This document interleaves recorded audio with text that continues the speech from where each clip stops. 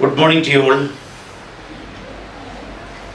Today let us discuss a poem, a modern poem, in memory of W.B. Yeats.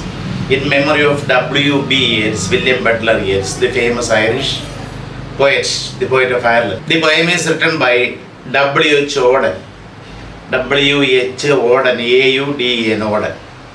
W.H.AUDEN is looked upon as the most important and influential poet after T.S. Eliot.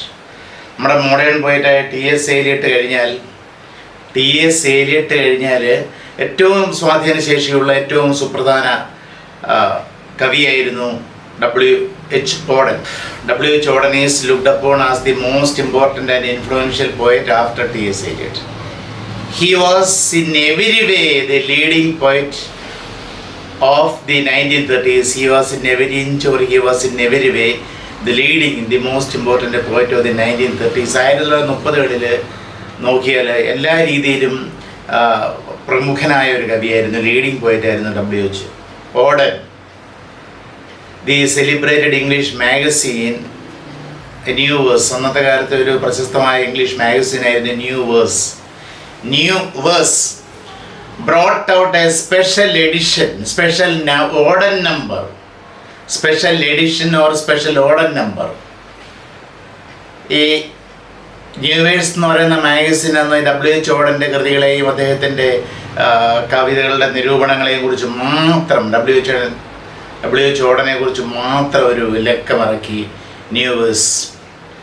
അതിൻ്റെ പത്രാധിപർ അതിനാണ് പ്രാധാന്യം കൊടുത്തത്. അതിൽ the editor wrote, in the preface, the editor wrote, "He is the first English poet for many years, who is a poet all the way around."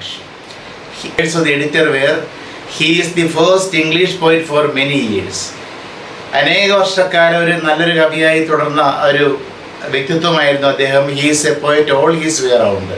He was every inch a poet. He was in every sense a poet. എല്ലാ രീതിയിലും അദ്ദേഹം ഒരു കവിയായിരുന്നു. So this was an eulogy. This was a great praise showered on him by the editor of the New Verse, the magazine, the reputed magazine of 1930s, New Verse. Just as we refer to the great decade in Wordsworth's poetic life, when we study the biography of Wordsworth, we see that there was a great decade. There was 10 best years in the life of William Wordsworth. That was the period between 1798 and 1808. So these are the best years in William Wordsworth's life. Similarly, when we examine the biography of W.H.AUDEN, we can see that there were two great productive periods in Auden's career as a poet. There were two productive periods, creative periods in Auden's career as a poet. Audenൻ്റെ ജീവിതത്തിൽ, കാവ്യ ജീവിതത്തിൽ രണ്ട് productive period ഉണ്ടായിരുന്നു, രണ്ട് creative period ഉണ്ടായിരുന്നു. ഇത് നമുക്ക് കാണാൻ കഴിയും. The first was the early period. The first productive period was the early period of 5 years between 1933 and 38. 1933 and 38. The best 5 years in his life, when Auden had been very much under the influence of Karl Marx and Sigmund Freud. So during these 5 years he was under the influence, he was greatly impacted by Karl Marx, the father of scientific socialism, and the Austrian psychologist, the father of modern psychology, Sigmund Freud, who enunciated psychoanalysis. ഇപ്പോൾ ഈ psycho അനാലിസിസും മാർക്സിസവും തലയ്ക്ക് പിടിച്ച സമയമായിരുന്നു W.H.AUDEൻ്റെ ജീവിതത്തിൽ 5 വർഷക്കാലം, 1933 മുതൽ 38 വരെയുള്ള കാലഘട്ടം. So he had been very much under the influence of Karl Marx and Sigmund Freud. The second productive period in his life was called the New York period. It was known as the New York period while he was in New York, America. That was the period was between 1939 and 47. 1939 and 1947. This period was the second greatest productive period in the life of W.H.AUDEN. So during this period, he had outgrown. He was able to shake away. He was able to outgrown his early complexes. He was rid himself of his early complexes and he became a true poet. He became a purer poet. And maturity, this period, during this period 1939 and 1947, maturity had transmuted him to a purer poet. Maturity had transmuted, changed, transformed him into a purer poet.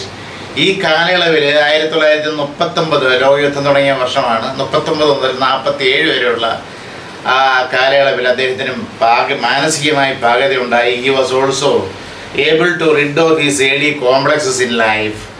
So this maturity has transmuted or transformed or changed him into a purer poet. സംശുദ്ധനായ ഒരു കവിയാക്കി മാറ്റി. The poem Memory of W.B.YEATS, W.B.YEATSന്റെ ഓർമ്മയ്ക്കായി എന്ന് പറയുന്ന കവിത belonged to the second phase or the second period between 1939 and 1947. ഈ 39 മുതൽ 47 വരെയുള്ള കാലയളവിലുള്ള കവിതയാണ് In Memory of W.B.YEATS.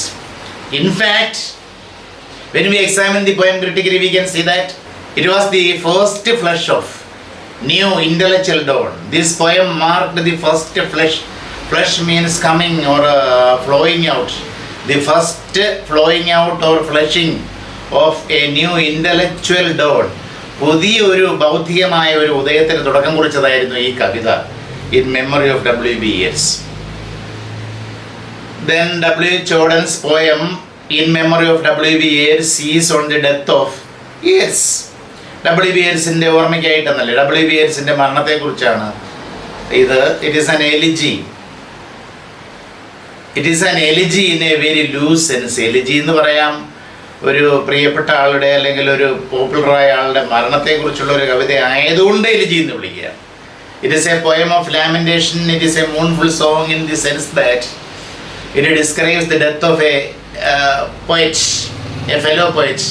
W.H.AUDENന്റെ ഒരു ഫെലോ പോയിറ്റിന്റെ മരണം വർണ്ണിക്കുന്നതുകൊണ്ട് we can say it is a poem of lamentation. It is a mourning poem or it is an elegy എന്ന് നമുക്ക് വിളിക്കാം. So it is an elegy. W.H.AUDEN's poem is an elegy in a very loose sense. We can label it as an elegy. We can endorse it as an elegy because it is a poem provoked by the death of a fellow poet. ഒരു fellow പോയിറ്റിന്റെ മരണത്തിൽ provoke ചെയ്താണ് ഈ elegy എഴുതിയത് എന്നുള്ളത് കൊണ്ട് ഇതിനെ ഒരു elegy ആയിട്ട് വ്യാഖ്യാനിക്കാം. But it does not include any of the traditional characteristics of that elegy we are familiar with. നമുക്ക് പരിചിതമായ എലിജി ഉണ്ടല്ലോ, പാസ്റ്റർ എലിജിയൊക്കെ, അതിൻ്റെ ഒന്നും ഒരു ക്യാരക്ടറിസ്റ്റിക്സ് ഈ എലിജിയിലില്ല. സാധാരണഗതിയിൽ എലിജി പഠിക്കുമ്പോൾ നമ്മൾ പാസ്റ്റർ എലിജി പഠിക്കും. പാസ്റ്റർ എലിജി പഠിക്കുമ്പോൾ അതിനൊക്കെ ചില ഫോർമാറ്റ്സ് ഉണ്ട്, അല്ലെങ്കിൽ formalities. We have to observe some formalities. ഒന്നാമത്തതായിട്ട് അത് invocation of the muse. Muse എന്ന് പറയുന്ന ഗോഡസ് അറിയാമല്ലോ. മ്യൂസ് എന്ന് പറയുന്ന ഗോഡസ് 9 ഗോഡസുകളിൽ ഒന്നാണ് ആ മ്യൂസ് എന്ന് പറയുന്നത്. Muse in Roman and Greek mythology each of the 9 goddesses 9 ദേവതമാരുണ്ട്. എല്ലാവരും മ്യൂസുകളാണ്. അതിൽ ഏതിനെങ്കിലും ഒന്നിനെ നമുക്ക് മ്യൂസ് എന്ന് വിളിക്കാം. They are the daughters of Zeus. ദേവാദിദേവനായ സിയൂസിൻ്റെയും നിമോസിനിയുടെയും പുത്രിമാരാണ്. They preside over arts and science. ആർട്സിൻ്റെയും സയൻസിൻ്റെയും ആസ്ഥാന ദേവതമാരാണ്. ആ പോർട്ട്ഫോളിയോ, ആ വകുപ്പാണ് മ്യൂസസിനുള്ളത്. അപ്പോൾ മ്യൂസസിൻ്റെ ഇൻവോക്കേഷൻ ഉണ്ട്, expression of the shepherd's or the poet's grief. പിന്നെ പാസ്റ്റർ എലിജിയിൽ എന്ന് പറഞ്ഞാൽ the characters will be shepherds. മൂണറും ആരെക്കുറിച്ചാണോ മൂൺ ചെയ്യുന്നത് അവരെല്ലാവരും ഷെഫേഡ്സ് ആയിരിക്കും. അപ്പം ഇത് പിന്നെ കവിയുടെ ഗ്രീഫ് അല്ലെങ്കിൽ ഷെഫേഡിൻ്റെ ഗ്രീഫ് ഉണ്ടാവും. Then there will be the praise of the deceased. Deceased means the dead person. മരണപ്പെട്ട ആളിനെ കുറിച്ച് പുകഴ്ത്തുന്ന രീതിയിലായിരിക്കും ഉണ്ടായിരിക്കുന്നത്. And detailing the effects of the specific death of this person upon nature. ഈ ഒരു VIP-യുടെ മരണം പ്രകൃതിയിലുണ്ടാക്കിയ മാറ്റങ്ങൾ, അതിനെക്കുറിച്ച് വിശദമായ വർണ്ണന കാണും. തീർച്ചയായിട്ടും ഉണ്ടായിരിക്കുക. And finally the poet's acceptance of the inevitability of death.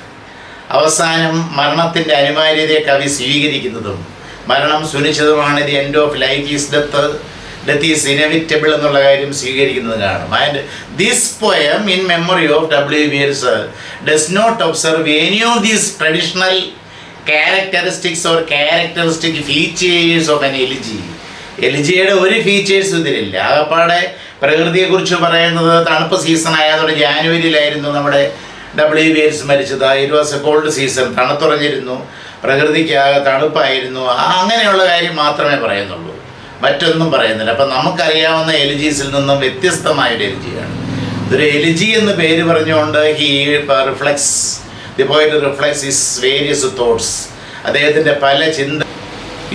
This elegy is certainly a far cry from Milton's Lycidas or Arnold's Thyrsis. When we examine this poem, we can see that this poem is certainly a far cry. Far cry means it is a phrase which means entirely different from Milton's Lycidas. Lycidas, which was written in the year 1637 on the death of Edward Gibbon, Milton's contemporary in the University of Cambridge, who drowned in shipwreck in August 1637. പ്രിയപ്പെട്ട സുഹൃത്തായ Edward king അദ്ദേഹം പിന്നെ കപ്പലപകടത്തിൽ മുങ്ങി മരിക്കുകയാണ് ചെയ്തത്. ആ മരണത്തിൽ എഴുതിയ ലിസിഡസ് ഒരു പാസ്റ്ററൽ എലിജിയാണ്. അപ്പോൾ ആ ലിസിഡസിൽ നിന്ന് എത്രയോ വ്യത്യസ്തമാണ് ഈ കവിത, ഈ elegy. Or Arnold's Thyrsis, Matthew അർണൾഡിൻ്റെ തൈർസിസ് എന്ന് പറയുന്ന എലിജിയുണ്ട്. 24 stanza poem eulogises. It praises, it is in eulogy or it eulogises his friend Arthur Hugh Clow, who died in 1861. 1861 ഈ മാത്യു അർണൾഡിൻ്റെ ഉറ്റ സുഹൃത്തായിരുന്ന ആർതർ ഹ്യൂ ക്ലൗ മരിച്ചത്. അദ്ദേഹത്തെ പ്രശംസിച്ചുകൊണ്ട്, പുകഴ്ത്തിക്കൊണ്ട്, സ്തുതിച്ചുകൊണ്ടാണ് ആ വിലാപകാവ്യം എഴുതിയത്. അതിന് തൈസിസ് എന്നൊരു പേര് കൊടുത്തു. തൈസിസ് എന്ന് പറയുന്നത് in Greek it means it is the name of a shepherd poet. Shepherd പോയറ്റിൻ്റെ, ആട്ടിടയനായ കവിയുടെ ഒരു പേരാണ് ഗ്രീക്ക് മിതോളജിയിൽ തൈസിസ്. ആ പേരാണ് കൊടുത്തത്. അപ്പോൾ അതിൽ നിന്നെല്ലാം തികച്ചും വ്യത്യസ്തമായ ഒരു കവിതയാണ് in memory of W.B.YEATS. So in memory of W.B.YEATS is a far cry from Milton's Lycidas or Arnold's Thyrsis. Auden was a modern poet in every sense of the term. We know that W.H.AUDEN was a modern poet in every sense of the term. And he did not believe in poetic conventions. He never believed in poetic conventions. കവിതയ്ക്ക് പ്രത്യേക നിയമാവലികളുണ്ട് എന്നൊന്നും അദ്ദേഹം വിശ്വസിച്ചിരുന്നില്ല. പരമ്പരാഗതമായ നിയമങ്ങൾ observe ചെയ്യണമെന്നൊന്നും അദ്ദേഹം വിശ്വസിച്ചിരുന്നില്ല. He was against the conventions. In fact he took a special delight in challenging all the existing conventions. Actually, he had a special delight, he had a special interest in challenging all the existing poetic conventions. നിലനിൽക്കുന്ന poetic കൺവെൻഷൻസിനെ challenge ചെയ്യണമെന്നുള്ളൊരു ആഗ്രഹം അദ്ദേഹത്തിനുണ്ടായിരുന്നു. For instance, നമ്മുടെ കവിതയിൽ തന്നെ example പറയുകയാണെങ്കിൽ, for instance for example we find in Auden's poem, in this poem, there is no attempt at all to idealize the deceased. There is no attempt made by the poets in order to idealize the deceased. Deceased means dead person. മരണപ്പെട്ട W.B.YEATSനെ idolise ചെയ്യാനുള്ള യാതൊരു ശ്രമവും ഇതിൽ കവി നടത്തുന്നില്ല. Rather, Auden tries to make out that the world did not pay any special attention to the passing away of the greatest poet in Ireland or the greatest of Irish poets. ഇതിൽ അദ്ദേഹം പറയുന്നുണ്ട്, Odean സ്ഥാപിക്കുന്നത്, Odean tries to make out is a phrase which means understand that the world did not pay any special attention to the passing away or death of the greatest of the Irish poets.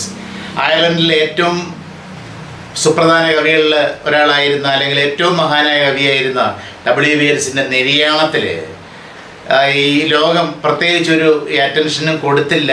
സാധാരണ pastor റിലിജിയിലൊക്കെ വർണ്ണിക്കുന്നവരുള്ള പ്രകൃതി അങ്ങനെ പ്രത്യേക അറ്റൻഷനൊന്നും കൊടുത്തില്ല എന്ന് സ്ഥാപിക്കാനാണ് കവി ശ്രമിക്കുന്നത്. The poem is divided into 3 sections. ഈ കവിതയിലാകെ 3 ഭാഗങ്ങളുള്ളത്, പല സ്റ്റാൻസുകളുള്ള 3 ഭാഗങ്ങൾ. The relationship among the 3 sections is neither close nor organic. The relationship among the 3 sections is neither close or organic. ഒരു യാഥാർത്ഥ്യം എന്ന് പറഞ്ഞാൽ ഈ 3 sections തങ്ങളിൽ യാതൊരു ബന്ധമില്ല, പരസ്പര ബന്ധമില്ല. In fact, each section deals with the independent strains of thought. Each of these sections deals with the independent strains of thought. കവിയുടെ പ്രത്യേകം ചിന്തകളാണ് ഓരോ സെക്ഷനിലും ആവിഷ്കരിക്കുന്നത്. അല്ലാതെ പരസ്പരമായ ഒരു പൊരുത്തം, ഈ സെക്ഷൻസ് തമ്മിലുള്ള ഒരു പൊരുത്തം, അല്ലെങ്കിൽ അത് ഈ W.B.YEATSന്റെ മരണത്തിൽ തട്ടിയുള്ള അതിനെ ചുറ്റിപ്പറ്റിയുള്ള ഒരു വർണ്ണനയും ആ ചിന്താധാരയും ഈ സെക്ഷൻസിൽ പ്രത്യേകമില്ല. Section 1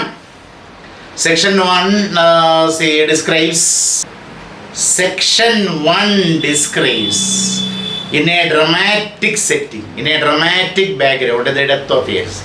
യേറ്റ്സിൻ്റെ മരണത്തെ നാടകീയമായ പശ്ചാത്തലത്തിൽ അവതരിപ്പിക്കുന്നു Section 1. Section 1 describes in a dramatic setting the death of Yeats.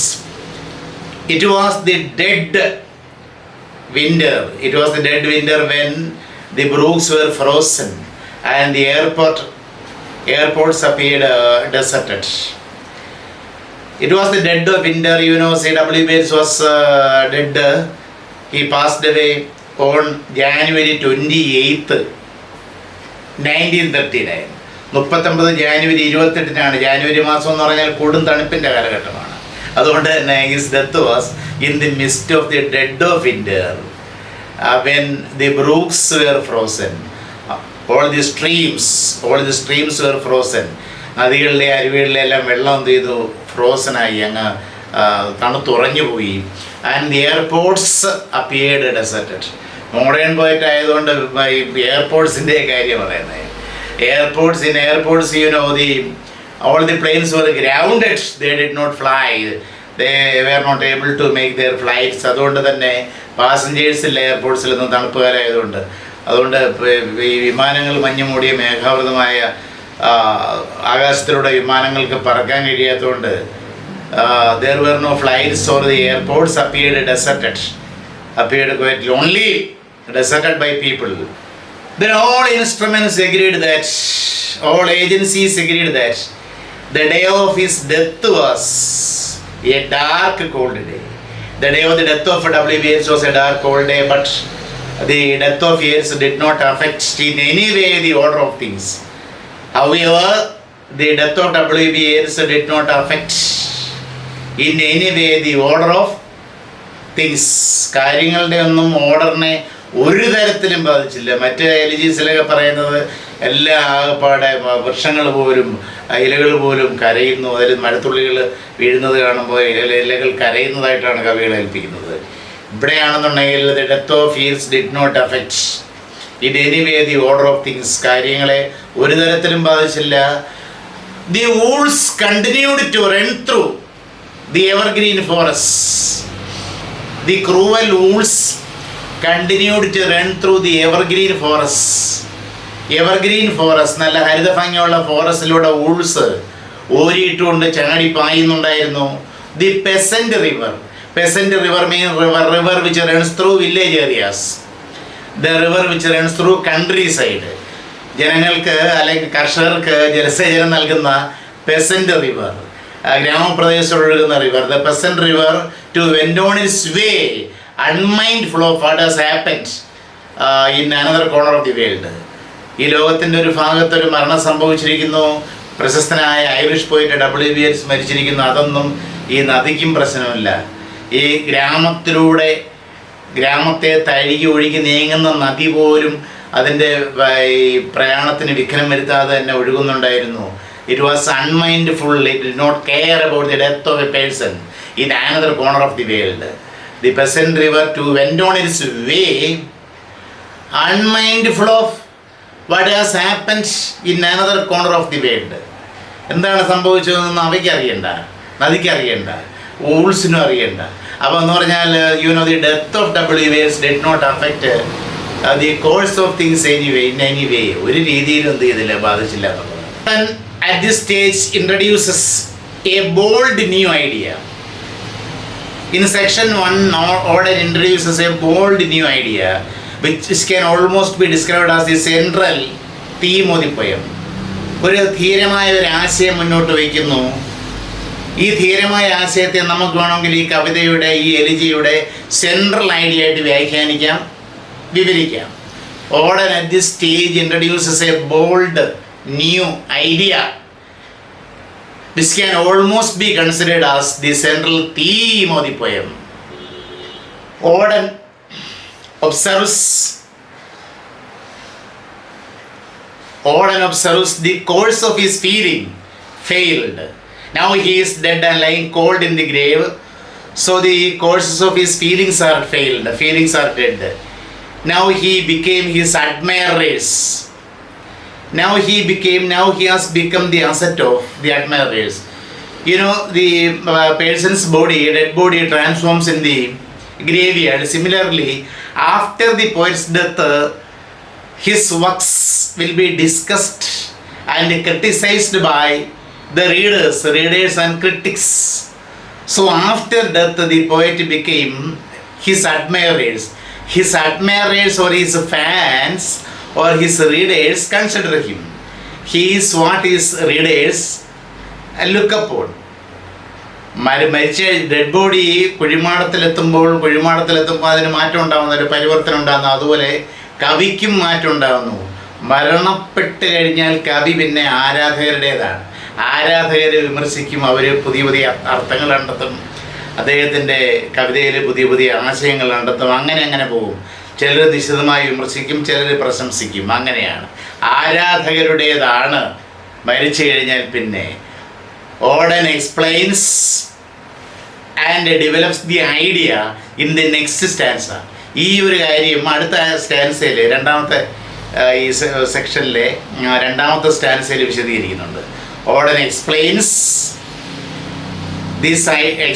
and develops this idea in the next stanza. According to Auden, a poet after his physical death becomes what his admirers make him. According to the poet Auden, a poet after his physical death, he becomes what his admirers or the readers make him out to be. മരിച്ച് കുഴിമാടത്തിൽ കിടന്ന് ചീഞ്ഞ് നശിച്ചു കഴിഞ്ഞാൽ പിന്നീട് ഈ കവി അറിയപ്പെടുന്നത് ആരാധകർ വിമർശിക്കുന്നത് പോലെ, ആരാധകർ കരുതുന്നത് പോലെ, ആരാധകർ വർണ്ണിക്കുന്നത് പോലെ, അതായത് വായനക്കാർ വർണ്ണിക്കുന്നത് പോലെ ആയിരിക്കും. He is kicked about like a football by critics and readers. മിക്കവാറും സംഭവിക്കുന്ന എന്താണ്? He is kicked about like a football by his critics and readers. വായനക്കാരും ക്രിട്ടിക്സ് ഒരു പന്ത് തട്ടുന്ന പോലെ തട്ടിക്കളിക്കും. There are some who can digest and assimilate his poetry. There will be some people who can easily digest and assimilate his poetry. ഈ കവിയുടെ കവിതയെ അംഗീകരിക്കാനും മനസ്സിലാക്കാനും പഠിക്കാനും കഴിവുള്ള ചിലർ കാണും. But others fail to digest. Other people fail to digest means understand and throw away his poetry in misshapen forms. ചുരുട്ടി കൂട്ടി മിസ്ഷേപ്പനായിട്ട് എന്ത് ചെയ്യും? ചവറ്റുകൂട്ടയിലേക്ക് വലിച്ചെറിയും. ഹേറ്റ്സിൻ്റെ കവിത വളിപ്പേ, പൊട്ടത്തരങ്ങൾ എന്ന് പറയാൻ ഒരു മാഡ്ഗോണുമായിട്ടുള്ള പ്രേമവും അതിനെ ചൊല്ലി ഒരു കവിതയെ വലിച്ചെറിയും. But others fail to digest and throw it out in misshapen forms. The words of the dead man are modified in the guts of the living. കവി തന്നെ പറയുന്നു, the words of a dead man are modified in the guts of living. Words of a dead man are modified in the guts of the living means the dead man is known as the admirers think him of. Admirers consider him of. ആരാധകർ എങ്ങനെയാണോ കരുതുന്നത്, എങ്ങനെയാണോ വർണ്ണിക്കുന്നത്, എങ്ങനെയാണോ വിമർശിക്കുന്നത്, അതുപോലെയാണ് മരിച്ചുപോയ ഒരു കവി പിന്നീട് അറിയപ്പെടുന്നത്. മരണപ്പെട്ട ആളിൻ്റെ വാക്കുകൾ പിന്നെ ആരാധകർ വ്യാഖ്യാനിക്കുന്നത് പോലെ വിമർശിക്കുന്നത് പോലെ ഇരിക്കും. The second section is the shortest unit. Actually, the second section of the poem is the shortest unit, but it is rich in thought. It is rich in thought content. രണ്ടാമത്തെ സെക്ഷൻ എന്ന് പറയുന്നത് ചെറിയ യൂണിറ്റാണ്. ഈ കവിതയിലെ ചെറിയ യൂണിറ്റാണ്, 1-3 അപേക്ഷിച്ച് ചെറിയ യൂണിറ്റാണ്. But the second section is rich in thought contents. ചിന്തയുടെ കാര്യത്തിൽ, നല്ല ഉദാത്തമായ ചിന്തയുടെ കാര്യത്തിൽ സമ്പന്നമാണ് ഈ സെക്കൻഡ് സെക്ഷൻ.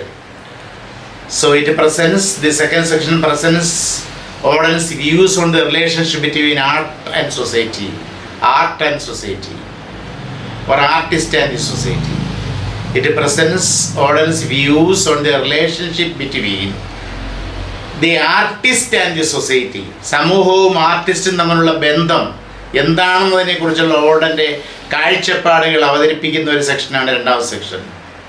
വാസ്തവത്തിൽ ഓർഡൻ പറയുന്ന ഈ കാഴ്ചപ്പാടുകൾ ഒരു ആർട്ടിസ്റ്റ് മരിച്ചു കഴിഞ്ഞാൽ പിന്നെ അറിയപ്പെടുന്നത് റീഡേഴ്സിലൂടെയാണ്, റീഡേഴ്സിൻ്റെ വ്യാഖ്യാനത്തിലൂടെയാണെന്ന് പറയുന്നത്. ദേ are the same as Yeats on mature vision on the subject. So they are the same as Yeats on mature vision on the subject. ഇത് കവിയും അതുപോലെ സമൂഹവും തമ്മിലുള്ള ബന്ധം എന്താണെന്നതിനെക്കുറിച്ച് ഒരു മെച്യൂർ വിഷൻ W.B.YEATS ഉണ്ടായിരുന്നു. അതുതന്നെയാണ് ഓർഡൻ അവതരിപ്പിക്കുന്നത്. W.B.YEATS had earlier asserted that poetry could serve the midwife of social revolution. ഒരു സോഷ്യൽ റെവല്യൂഷന് ആക്കം കൂട്ടാൻ സഹായിക്കുന്ന ഒരു മിഡ്വൈഫായിട്ടൊരു കവിക്ക് പ്രവർത്തിക്കാൻ കഴിയും എന്ന് വിശ്വസിച്ചിരുന്നു W.B.YEATS. Yeats had earlier asserted, പ്രഖ്യാപിച്ചു എന്താണ്, that poetry could serve as the midwife of social revolution, but later he had realized that poetry had a little influence outside its own. കവിതയുടെ ലോകത്തിന് പുറത്ത് കവിതയ്ക്ക് വലിയ സ്വാധീനമൊന്നും ചെലുത്താൻ കഴിയില്ല എന്നുള്ള നഗ്ന യാഥാർത്ഥ്യം യേറ്റ്സ് തന്നെ മനസ്സിലാക്കി. കവി ഇങ്ങനെ പാടിക്കൊണ്ടിരിക്കും, സോഷ്യൽ ചേഞ്ചസിനെ കുറിച്ചും മാറ്റവും ചട്ടങ്ങളെന്നും പറഞ്ഞ് പാടിക്കൊണ്ടിരിക്കും. It does not make an impact on this society in which he is living. This reality was known to him later. Yeats ആദ്യം പറഞ്ഞതുപോലെയല്ല, later he had realised that poetry had a little influence. Poetry had no influence at all outside its own circle, its own world. Despite all his poetry, എത്രയോ കവിതകൾ എഴുതി, despite all his poetry, Ireland has remained the same. അയർലൻഡിന് യാതൊരു മാറ്റവും ഉണ്ടായില്ല. Ireland has remained the same. Ireland had remained the same. അതേപോലെ ഈ യേറ്റ്സിൻ്റെ അഭിപ്രായം പോലെ ഓർഡൻ points out that only the style lives, only the language and style lives after the poet. കവി മരിച്ചു കഴിഞ്ഞാൽ അദ്ദേഹത്തിന് ആശയങ്ങളൊന്നും സമൂഹത്തിൽ ജീവിക്കുന്നില്ല. We can never see the ideas living in the society. Only the style and language of the poet live. Poetry survives only as a way of happening. A mouth, കവി പറയുന്നതാണ്. What does the poet W.H.AUDEN say about the relationship between artist and society? Poetry survives only as a way of happening. A mouth. Mouth means language or style. Only style survives the poet. His ideas never remain in the society after his death. So this is what he says in the second section. It is rich in, it is pregnant in thought stream. The third and final section is formal and compact. മൂന്നാമത്തെ section എന്ന് പറഞ്ഞാൽ formal, ഔപചാരികമായ രീതിയിലുള്ള compact ആയിട്ടുള്ള ഒരു സെക്ഷനാണ് the third section. From the individual W.B.YEATS, Auden passes on to the general.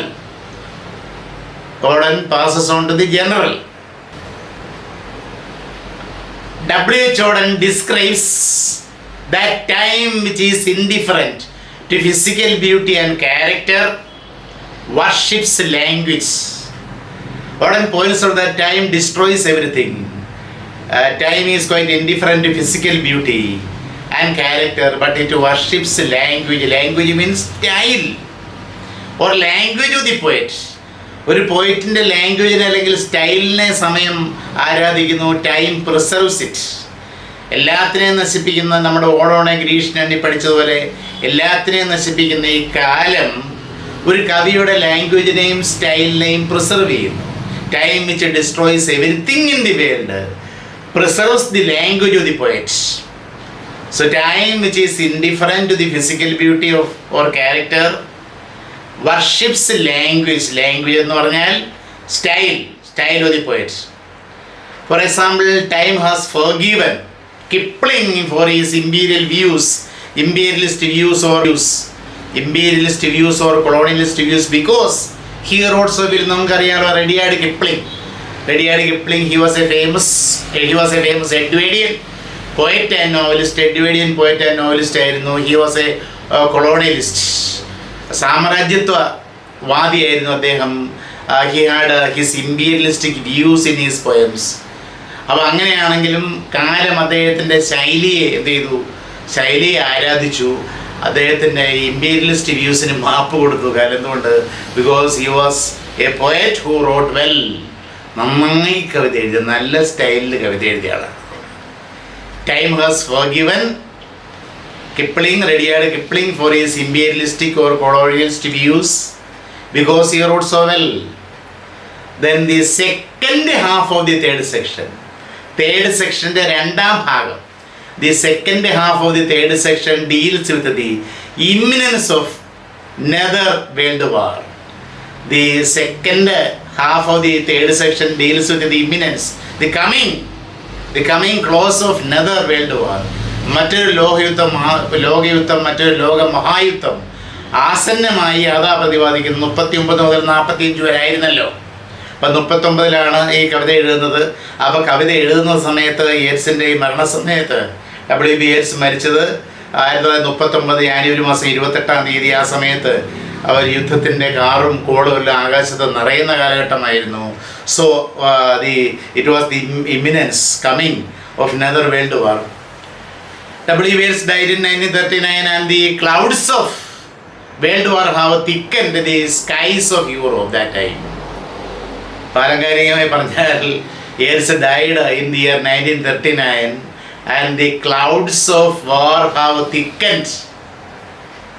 Skies എന്ന് പറയാം, അത് പോയറ്റിക് ലൈസൻസ് ആണ് കവികളുടെയൊക്കെ. Skies of Europe, the clouds of war have thickened the skies of Europe by that time.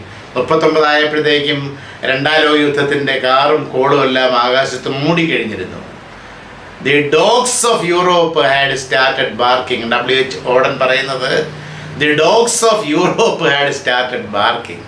ഈ യുദ്ധവറിയന്മാരായ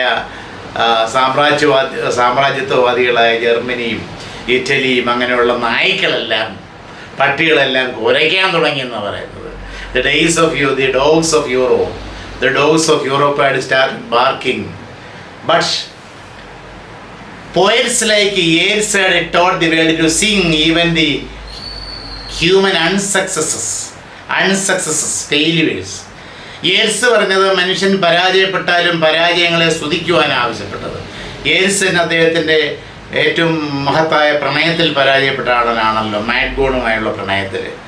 മാഡ്ഗോണ് ഈ സുന്ദരനായ കഴിവുള്ള യേറ്റ്സിനെ കളഞ്ഞിട്ട് മെക്ബ്രൈഡ് എന്ന് പറയുന്ന ഒരു മുടത്തിനെയല്ലേ വിവാഹം കഴിച്ചത്. അദ്ദേഹം 1916 റബല്യനിൽ മരിച്ചു പോവുകയും ചെയ്തു MacBride. So what does he say? Yeats had taught the world to sing the unsuccesses or failures. The true artist is one who creates beauty out of suffering. Auden points out that the true artist is one who creates beauty out of suffering. സഫറിങ്ങിലും കഷ്ടപ്പാടിലും ഒരു സൗന്ദര്യം കണ്ടെത്താൻ കഴിയുന്ന ആളാണ് യഥാർത്ഥ artist, യഥാർത്ഥ കലാകാരൻ. He is one who can transmute tears into pearls. The true artist or the true poet is one who can transmute tears into pearls. ഇതിന് കണ്ണുനീർ കണങ്ങളെ മുത്ത് കണികകളായി വർണ്ണിക്കാൻ കഴിവുള്ള, കണ്ണുനീർ കണങ്ങളെ മുത്ത് കണികളായി ട്രാൻസ്മ്യൂട്ട് ചെയ്യാൻ, മാറ്റാൻ കഴിവുള്ള ആളാണ് യഥാർത്ഥ കവി അല്ലെങ്കിൽ യഥാർത്ഥ ആർട്ടിസ്റ്റ്. ഇങ്ങനൊരു ജനറൽ വ്യൂ ആണ് ഈ മൂന്നാമത്തെ സെക്ഷനിലെ സെക്കൻഡ് പാർട്ടിലെ W.B. YEATSനെ കുറിച്ചുള്ള വിലാപകാവത്തിൽ W.H.AUDEN നടത്തുന്നത്. The poem ends with a famous line. The poem ends with the famous line, teach the free man how to praise. Teach the free man. Teach the free-minded man. Man should be free-minded. Teach the free man without the prejudices, without the fears, and without the negative feelings, how to praise. എങ്ങനെ പ്രശംസിക്കണം, എങ്ങനെ ആരാധിക്കണം, എന്തിനെ? Goodness, നന്മയെ എങ്ങനെ ആരാധിക്കണമെന്ന് ഈ ഫ്രീമാനെ പഠിപ്പിച്ചു കൊടുക്കൂ എന്ന ആ പ്രശസ്തമായ വരിയിലാണ് ഈ കവിത അവസാനിക്കുന്നത് തന്നെ. Teach the free man how to praise. എന്തിനെ? ആ ഗുഡ്നസ്, നന്മയെ, വേർച്യൂവിനെ. Auden, however, makes it clear that poetry is not concerned with telling people what to do. കവിത എന്ന് പറഞ്ഞാൽ ആളുകൾ അത് ചെയ്യണം ഇത് ചെയ്യണം എന്നുള്ളവരെ ഡൂസും ഡോൺസും ഒക്കെ പറഞ്ഞു കൊടുക്കുകയല്ല ചെയ്യുന്നത്, അങ്ങനെ ഓരോ നിർദ്ദേശങ്ങൾ കൊടുക്കുകയല്ല ചെയ്യേണ്ടത്. Auden, however, makes it clear, his point clear, that poetry is not at all concerned with telling people what to do. Its only function is The only function of poetry is to detect good, to find out good and evil. നന്മയും തിന്മയും കണ്ടെത്തുക എന്നുള്ളതാണ്. The only function of poetry is to find out or detect good and evil. നന്മയും തിന്മയും കണ്ടെത്തുക എന്നുള്ളതാണ്. And it can also encourage people to praise what is good or goodness. What is good? നന്മയെ പ്രകീർത്തിക്കാൻ, പ്രശംസിക്കാൻ ആളുകളെ ഉപദേശിക്കുകയും വേണം, പ്രോത്സാഹിപ്പിക്കുകയും വേണം. അതാണ് കവിതയിൽ പറയുന്നത്. Teach the free man how to praise what is good. നന്മയെ പ്രകീർത്തിക്കുക, നന്മയെ പ്രശംസിക്കുക എന്നുള്ള കാര്യം പഠിപ്പിക്കുകയും വേണം. Then, as a conclusion, we can say that a close study of Auden's poem, when we make a close study of Auden's elegy in memory of W.B.YEATS, it will make one point very obvious. A close study of Auden's poetry or poem will make one point very obvious or very clear. വ്യക്തമാക്കും. എന്താണ്? Yeats is not the real subject of the poem. 1939 മരണപ്പെട്ട W.B.YEATS എന്ന പ്രിയപ്പെട്ട അല്ലെങ്കിൽ Irish പോയറ്റ്സിലെ ഏറ്റവും മഹാനായ കവിയല്ല യഥാർത്ഥത്തിൽ ഓഡൻ്റെ വിഷയം എന്ന് പറയുന്നത്. അങ്ങനെ ഒരു എലിജിയുമല്ല, കവിയെക്കുറിച്ച് കൂടുതലൊന്നും പറയുന്നതുമില്ല. W.B.YEATS is not the real subject of the poem. Yeats is only an excuse for Auden to launch his pet themes. വാസ്തവത്തിൽ ഇവിടെ യേറ്റ്സിൻ്റെ പേരിൽ തൻ്റെ പ്രിയപ്പെട്ട ആശയങ്ങളെയും പ്രിയപ്പെട്ട തീംസിനെയും ഈ 3 സെക്ഷനിലൂടെ കവി അവതരിപ്പിച്ചിരിക്കുന്നു എന്നേ ഉള്ളൂ. So Yeats is only an excuse for Auden to launch or present his pet themes connected with art and society. You know, W.B.YEATS is an excuse for W.H.AUDEN to present his pet themes connected with art and the society. കലയെക്കുറിച്ചും സമൂഹത്തെക്കുറിച്ചുള്ള അല്ലെങ്കിൽ കലയുടെയും സമൂഹത്തിൻ്റെയും ബന്ധത്തെക്കുറിച്ചുള്ള W.H.AUDENൻ്റെ pet themes, pet ideas, പ്രിയപ്പെട്ട themes ആവിഷ്കരിക്കാനുള്ള ഒരു എക്സ്ക്യൂസായിട്ടാണ് W.B.YEATSനെ ഇവിടെ William Buttler യേറ്റ്സിനെ ഉപയോഗിച്ചിരിക്കുന്നത്. While as an elegy it fails to impress us, a poem embodying Auden's views on poets and poetry, it is certainly a memorable piece. ഒരു കാര്യം പറഞ്ഞാൽ, while as an elegy it fails to impress us. ഒരു elegy എന്നുള്ള രീതിയിൽ മറ്റ് പ്രശസ്തങ്ങളായ എലിജിയെ പോലെ, ലിസറസിനെ പോലെയോ തൈറസിനെ പോലെയോ അഡോണൈസിനെ പോലെയോ ഒന്നും നമ്മളെ എന്ത് ചെയ്യുന്നില്ല, സ്വാധീനിക്കുന്നില്ല, ഇംപ്രസ് ചെയ്യുന്നില്ല. എങ്കിലും as a poem embodying or including or presenting Auden's views on poets and poetry, it is a very memorable piece. പക്ഷേ ഒരു കവിത, അതായത് പോയറ്റ്സിനെ കുറിച്ചും പോയട്രിയെ കുറിച്ചുള്ള ഓഡൻ്റെ പ്രിയപ്പെട്ട വ്യൂസ്, കാഴ്ചപ്പാടുകൾ അവതരിപ്പിക്കുന്ന ഒരു കവിത എന്നുള്ള രീതിയിൽ it is really a memorable piece. തികച്ചും ഓർമ്മയിൽ എന്നും തങ്ങി നിൽക്കുന്ന സ്മരണീയമായ ഒരു കവിത തന്നെയാണ് ഇൻ മെമ്മറി ഓഫ് W.B.YEATS.